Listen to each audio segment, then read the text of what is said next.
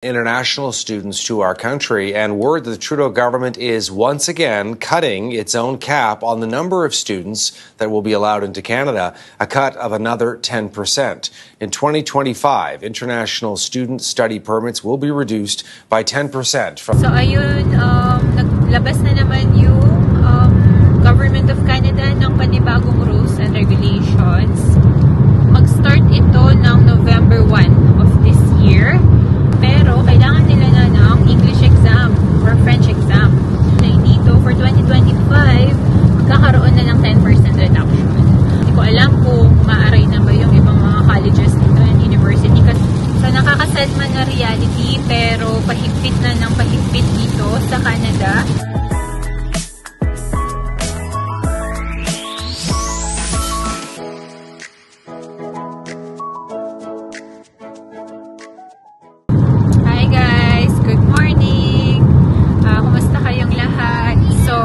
Friday today. Vlog daw si Ian. Hi guys. Hi guys. We are going to West Edmonton Mall. Do you want to go with us? The elevator is so fun. Mom, here. Mom, you vlog. Ayan. So, time check, 7:30 and 7 degrees lang sa labas. So, maulan ngayon, tsaka mahaba na yung gabi. Miiksi na yung umaga. So, madilim pa rin ngayon. Tsaka, ayun, maulan nga. Ang forecast today kahit sa Edmonton is maulan. So, okay lang kasi indoor lang kami ngayon. Tsaka, pupuntahan nga namin yung pinsan ko doon. Then, doon lang kami sa West Edmonton Mall. At saan man tayo mapadpad, doon lang naman usually. And mag-overnight kami para sulit naman yung stay namin. Makasama namin sila bago sila umuwi ng Philippines. Ayan, pakita ko yung labas sa inyo ngayon. Maulan. Medyo malakas din ang kaunti. Palabas na kami ng Rocky View County. Paano na, pa-airtree na to sa may cross iron. Ayan. 7:30 ng umaga. Madilim na ngayon. Kahit pag pumapasok ako, maalis ng umaga is madilim na ganito. Pero parang gustong sumikat ng araw dun sunrise. Ayan. Mahaba-habang biyahe pa. 3 hours away, Edmonton. Nakailang balik na rin tayo dito pa Edmonton yun. Ayun. Samahan nyo kami today. So, ayun, naglabas na naman yung Government of Canada ng panibagong rules and regulations. Ibasahin ko lang din, i-share ko sa inyo yung mga nakita namin tsaka napanood sa news ng Minister of Immigration dito. So, tinatry nilang i-reduce yung mga temporary residents dito. Ang goal nila is from 6.5% to 5%, and pinoproject nila itong mabawasan from 2025 to 2027. Mag-start ito ng November 1 of this year. Tapos, ang plan nila rin is yung mga graduates sa mga colleges dito, pwede pa rin naman sila for PGWP up to 3 years kung yung pinag-aralan nila is linked sa mga long-term shortages na mga trabaho dito. So, ito yung mga quick facts na nakita natin sa CIC.gc. Nabalitaan namin to sa news kahapon, sa TV, pero para mas accurate lang yung i-share namin sa inyo.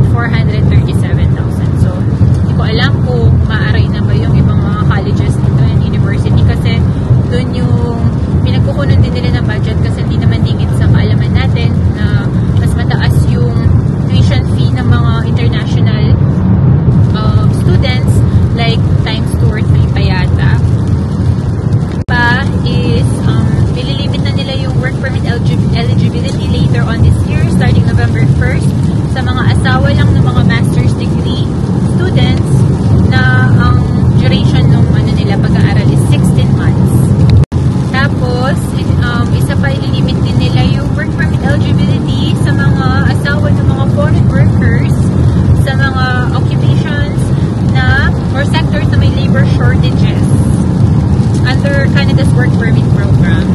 So nakakaset man na reality, pero pahigpit na ng pahigpit dito sa Canada. It's still worth trying kung ako yung tatanungin.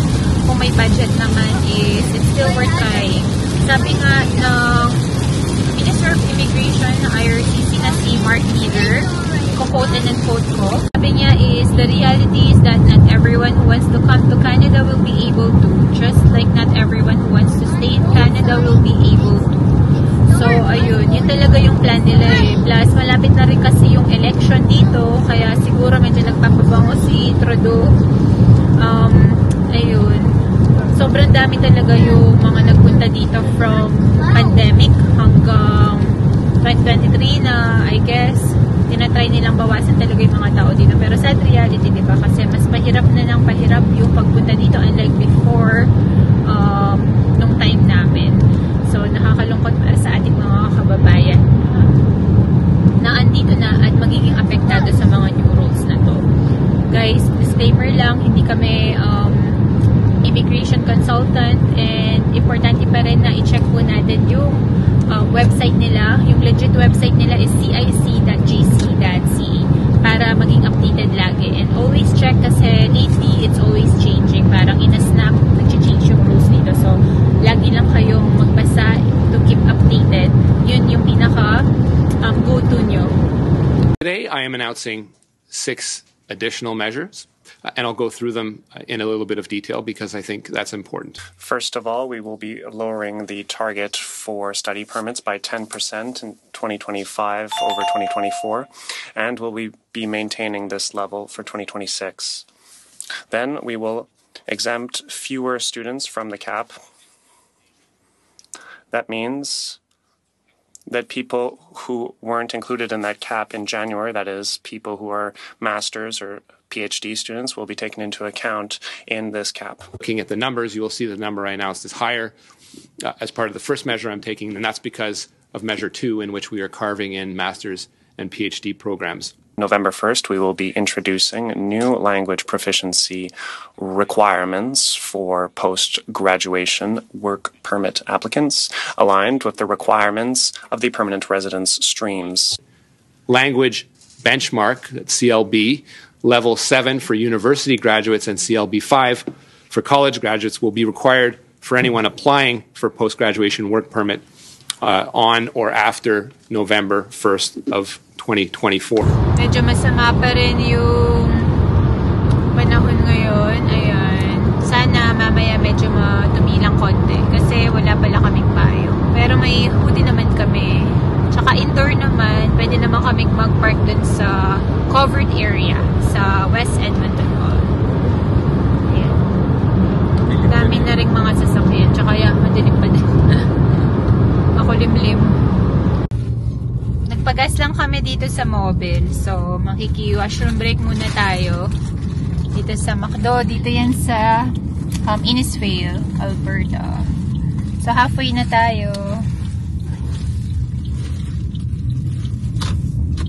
1.5 oras pa. Dami ng tao dito. Ano pa lang. Time check. 8:26 ng umaga. Hindi na rin naulan dito. On and off yung ulan kanina sa daan namin. Hindi ko napansin guys anong temperature ngayon. Pero may lamig yung simoy ng hangin. Kaya buti nagdala kami sweater. Want something to eat. Okay, washroom break muna tayo dito.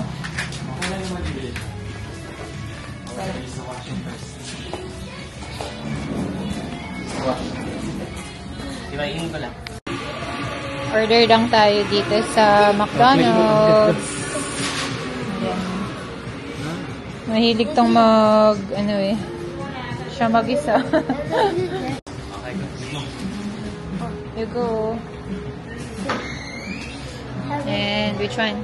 Hash brown? Hash browns or apples? Ito guys, yung toys na kinokolekta ko. Halos 3 na lang, kompleto na ako. This is what we collect. Yeah. Konti na lang. Mommy have everything na. Yung mga blue, mahirap kuhanin. Bumili ako guys. Season na naman ng pumpkin spice latte. Pag fall lang yun eh. Maglalabasan na naman. Ito yung Happy Meal nila. Para sa akin to eh. Hindi para kay Kian. Yan toy. Gusto kasi niya book. Let's go.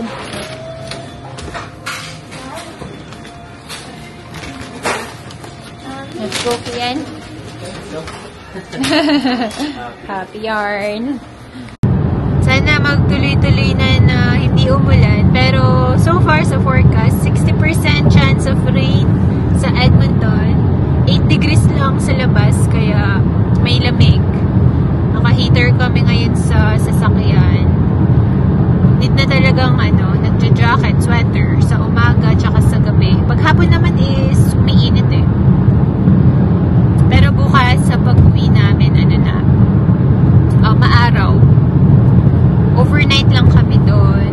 Pero hindi kami magstay doon sa doon sa West Edmonton Mall na may pool. Pero may option ata doon na mag-overnight. Pwede kang pumili ng team sa room mo. Pero baka pricey, so hindi kami nag-stay doon. Ayan. Pero pakita ko sa inyo mamaya yun. Pool nila. Sa next vlog namin pala. Diyan na sa parade guys yung Red Deer. Ayun. Makita ba? Ay! Diyan. Eto. I-zoom out ko. Ayan. Share ko sa inyo. Hindi na kami papasok dyan kasi nakapag-stopover na kami sa Innisfail. Ayan yung town nila. Napakita ko to sa isa sa mga vlogs namin na pumunta kami sa Red Deer. May tourist attraction din dyan guys, yung Canyon, ano ba yun? Discovery Canyon. Tsaka yung isa, Canyon Ski Resort. Ayan. Sana next year mapuntahan namin. And nakita namin yung mga puno, naninilaw na talaga yung dahon nila. Ayan, hindi ko alam kung nakikita nyo. Naninilaw na. September, na ba ngayon? 20. Naninilaw na. Malapit na. Malamig na eh. Ayan, fall na talaga. Ang ganda niyan pagka lahat nag-yellow. Kasi pumunta kami dito sa Calgary ng September last year, end of September. Grabe. Ang ganda talaga ng views dito. May red, no? Kasi sa Winnipeg, walang mga red. Yellow na. Tapos nung pumunta kami dito last year, tapos pa-Banff, ang ganda. Kumambun pala bigla. On and off pa din yung ulan. Pero hindi na as hard. Kasi nung umalis kami ng 7:10, lakas ng ulan pa rin. Paambon-ambon na lang. Ayun, so back on the road na naman tayo. Tapos na tayo magpagas. Tapos na rin tayo sa bladder break natin.